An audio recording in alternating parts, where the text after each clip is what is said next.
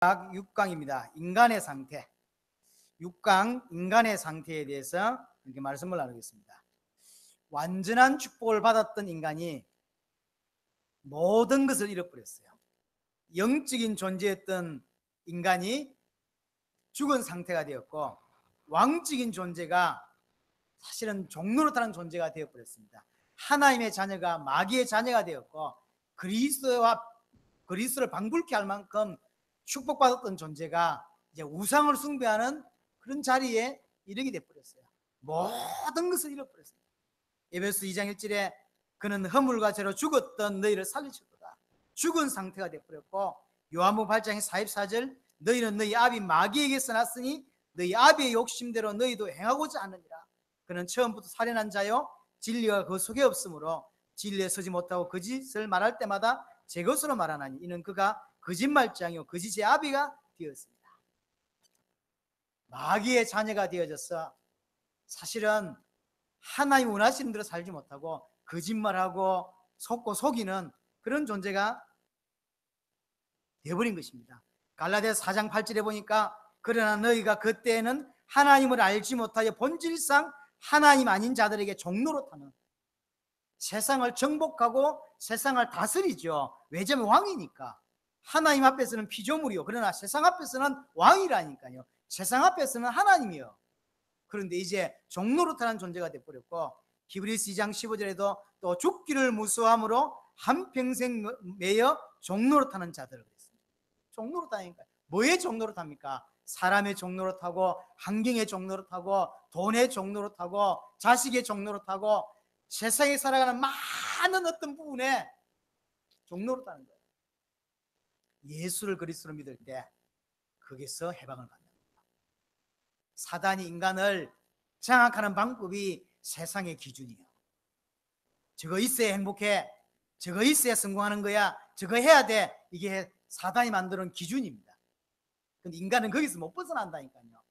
그래서 스펙을 쌓으려고 하고, 그래서 돈을 벌려고 하고, 그래서 성공하려고 몸부림치는 거예요. 왜냐하면 행복하려고, 그래야 된다고 생각하니까 그것이 행복인 줄 알고, 돈 많은 것이 행복인 줄 알고, 육신적으로 보이는 것이 행복인 줄 알고. 그러나 인간이 참 행복이 육신의 조건에서 오는 것입니까? 아닙니다. 인간은 하나님의 형상입니다. 하나님과 함께 할 때 행복한 존재라니까. 근데 하나님과 함께 하지 않기 때문에 그 조건을 100% 따라갈 수밖에 없어요. 아무도 거기서 벗어날 사람이 없는 거예요, 사실은. 에베소 2장 2절 3절에 말한 대로 3절에는 본질상 진노의 자녀, 결국 멸망받을 자고, 2절에는 이 세상 풍속을 쫓고 공중의 근세 잡은 자를 따랐으니, 사단이 만드는 모든 문화 속에, 가치관 속에 세상의 기준에 맞추어서 살 수밖에 없는 거예요. 남들이 그렇게 하니까, 그래야 행복할 것 같으니까. 그러나 진짜로 예수를 그리스도로 믿을 때 거기서 빠져나가는 거예요. 사단이 인간을 종로로 시키고 멸망시키는 기준에서 자유하기 때문에, 그래서 세상에 감당치 못하는 자가 됩니다. 돈이어야 되는 사람이 돈이어야 돼요. 돈이 기준이었던 사람이 돈이 기준이 안 되니까 이 사단이 이 사람을 장악하지는 못하는 거예요. 성공이 기준인데 성공이 기준이 아니라고 하니까 이 사람을 장악할 길이 없는 거예요. 세상이 감당치 못해요. 그 세상의 기준대로 안 사니까 세상을 이길 수밖에 없는 거예요. 왜 못 이기냐면 세상 기준대로 살아야 되니까. 어떤 사람이 영화에 보면 이런 이야기가 있죠. 자기 자녀가 너무 이렇게 큰 중병에 걸려 있는데 이 돈이 많이 필요해요. 그래서 회사에 중요한 기밀을 유출 이렇게 해서 파는 거예요. 그 돈 가지고 이제 자식을 살리려고. 근데 그걸 누가 안 거죠. 그걸 누가 알면, 알고 나니까 그 사람이 계속 다른 걸 요구합니다. 안 할 수가 없는 거예요. 그게 있어야 그걸 살릴 수 있으니까. 여기서 못 빠져나오는 거예요. 틀린 줄 알아요. 이제 더 이상 하면 안 된다는 거 알아요. 나중에 살인도 하고 많은 사람을 고통 가운데 빠지게 합니다. 그럼에도 왜 하냐라고 할 때 그게 기준이기 때문에, 이거 없으면 내 자식 죽는데. 근데 이 사실을 누가 알고 돈을 대여서 자식을 살릴 뿌리면 더 이상 그럴 필요가 없는 거죠. 더 이상 이렇게 협박에 시달릴 필요가 없는 거죠. 자식이 살아나 버렸고 돈 문제가 끝이 나 버렸기 때문에 더 이상 협박을 받을 필요가 없는 거죠. 우리가 왜 사단의 종로로 다를 수밖에 없냐면 세상의 기준이 되면 종로 다를 수밖에 없어요. 그 종로 다를 수밖에 없는 세상의 기준을 딱 갖다 놨다니까 사단이. 여기에서 자유할 수 있는 사람이 아무도 없습니다. 단 예수를 그리스도로 믿으면 거기에서 자유합니다. 그러니까 사단이 종로로 붙잡고 멸망을 시켜야 되는데 멸망시킬 수가 없는 거야. 안 붙잡히니까. 이 사람이 성경의 표현대로 하면 세상이 감당치 못하는 자. 죽인다고 하면 떨어야 될 거 아니요. 괜찮다는데 죽어 이러면 떨어야 될, 그래서 자기 말을 들어야 될 거 아닙니까? 근데 이렇게 죽는다는데 세상에 감당치 못한다.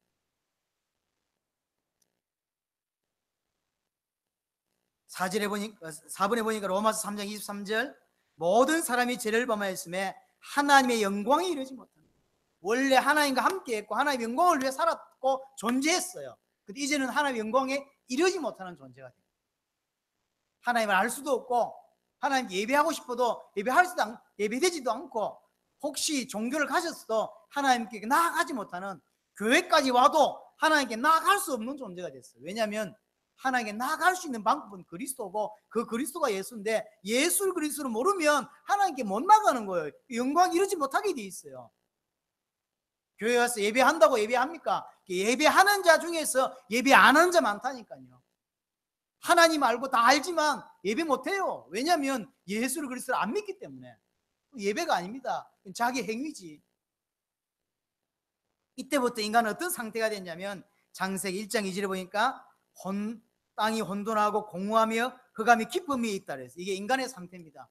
혼돈, 공허, 흑암. 이게 뭐죠? 빛이 없는 상태예요. 내가 어디로 가야 됩니까? 모르겠어요. 그게 혼돈이요. 모르겠지만 마음을 정해서 어디를 갔어요. 근데 틀린 길이라. 그때 공허한 거예요. 그렇죠? 왜 이렇게 됐죠? 흑암이기 때문에. 어둡기 때문에 결국 모든 문제가 온 거예요. 여기에 빛이 비추면 흑암도 사라지고, 그래서 어디로 가야 될지 보이고, 어디로 가도 보이기 때문에 틀린 길을 가지 않는 거죠. 하나님을 떠난 자의 모습이 흑암, 혼돈, 공허. 어두워서 안 보여요. 뭐 어디로 가야 될지 모르겠어요. 갔는데 아니요. 창세기 6장 5절에 보니까 여호와께서 사람의 죄악이 세상에 가득한가 그의 마음으로 생각하는 모든 계획이 항상 악할 뿐임을 보시고, 이런 상태가 되어버렸어요. 사람의 죄악이 가득했다. 그리고 생각하는 모든, 계획하는 모든 것이 악해요. 하나님 반대편에 딱 서게 된 거죠. 하나님 반대편.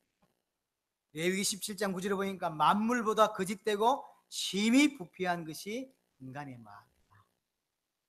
대통령 바꿔놨는데 똑같아요. 왜냐하면 그가 그 마음의 주인이, 그 영혼의 주인이 하나님이 아니라 마귀요. 그래서 같을 수밖에 없어요. 환경적으로 조금 더 나게 이리저리 합니다. 그러나 결과적으로 그것을 장악하는 것은 사단이라니까. 그래서 개혁운동을 해야 되는 게 아니고 봉사운동을 해야 되는 것이 아니라 생명운동을 해야 되고 그리스도 운동을 해야만이 세상이 바뀌어요. 기독교회는 100% 그리스도 운동해야 돼요. 그래 않으면 실패하게 돼 있습니다.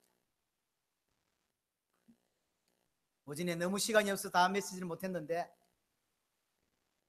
예수님이 제자들에게 빌립보 가이사랴에서 왜 물으셨냐가 중요한 거예요. 내용도 중요하지만 왜 거기서 물었냐는 거예요. 이스라엘이 망했음을 인지할 수 있는 동네예요. 왜 망했냐를 설명한다. 예수님을 세례 요한으로 믿기 때문에 망하는 거고, 예수님을 엘리야로 믿기 때문에 망하는 거예요.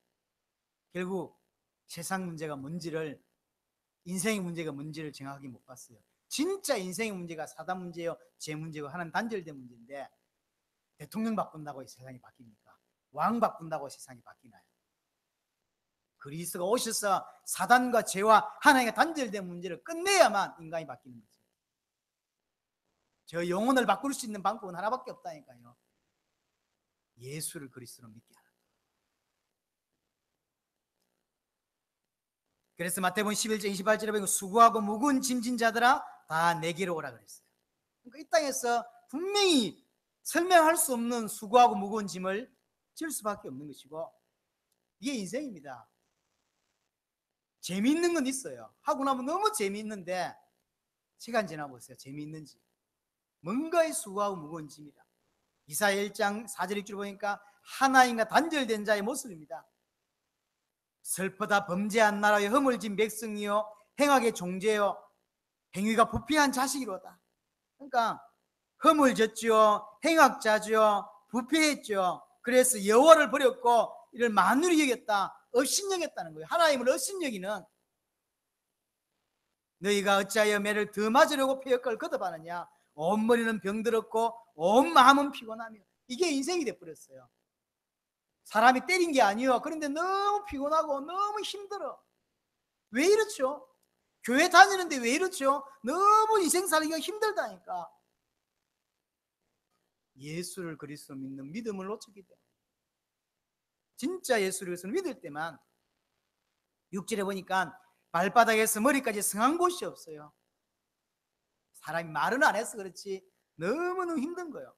마가복음 7장 21절 23절에 보니까 속에서 곧 사람의 마음에서 나오는 것이 악한 생각, 음란, 도둑질, 살인, 간음, 탐욕, 악독, 속임, 음탕, 질투, 비방, 교만, 우매함, 마귀의 자녀가 되어 있다 보니까 속에서는 모든 것들이 다 악한 거예요. 선한 것도 악해요. 선한 게 뭔데요? 착하게 살면 돼. 그래서 양심을 따라 살아야 돼. 착하게 살아야 돼. 그래서 그에 영향받아서 사람들이 착하게 살아요. 그래서 양심껏 살려고 노력해요. 그게 사람을 지옥 가게 만들어요. 착하게 살게 하는 게 아니라, 양심을 따라 살게 하는 것이 아니라 그리스도를 만나서 하나님을 만나도록 돕는 것이 올바른 길인데, 착하게 살게 하라고 하니까, 언제 영향력 준 사람이 착하면 된다고 하니까 정말로 착하게 산 거예요. 그 착한 소리가, 그 좋은 소리가 그 인생을 망쳤다니까. 좋은 게 좋은 게 아닙니다.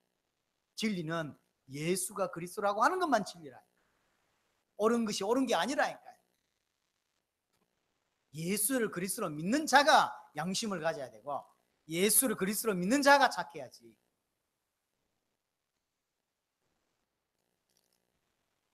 창세기 3장 16절 19절 보니까 고통 가운데 가정의 문제, 자녀의 문제, 청소년의 문제, 사회 문제, 환경 문제, 질병 문제, 부대 문제, 내세 문제, 죽음의 문제 계속 옵니다. 이게 인간이에요. 히브리 8번에 보니까 히브리서 9장 27절에 한 번 죽는 것은 사람에게 정하신 것이고 그 외에는 심판이, 죽음의 문제와 지옥의 문제가 인간에게 걸려 있습니다. 마태복음 25장 41절에 또 왼편에 있는 자들에게 이르되 저주를 받은 자들은 나를 떠나 마귀와 그 사자를 위하여 예비된 영영한 불에 들어가라. 이건 이제 사단에게, 귀신에게 하는 소리죠. 저주를 받은 자들아 나를 떠나 마귀와 그 사자를 위하여 예비된 영영한 불. 이 사단을 위해서 준비된 장소가 있어요. 그게 지옥입니다. 이 지옥에 구원받지 못한 자들이 가는 거예요. 인간을 보내려고 만든 것이 아니라 사단을 벌하기 위해서 만들었던 장소가 지옥입니다. 그 지옥에 따라가는 겁니다. 하나님 자녀는 하나님이 있는 곳으로, 마귀의 자녀는 마귀가 있는 곳으로 할 수밖에 없는 거죠. 본향으로 돌아가는 거예요. 그래서 하나님이 우리에게 답을 주셨습니다. 하나님과 단절되어서 모든 문제 왔어요. 인간의 문제, 유일한 문제입니다. 요한복음 15장 6절에 사람이 내 안에 거하지 아니하면 가지처럼 밖에 버려져 마르나니 사람들이 그것을 모아다가 불에 던져 살아납니다.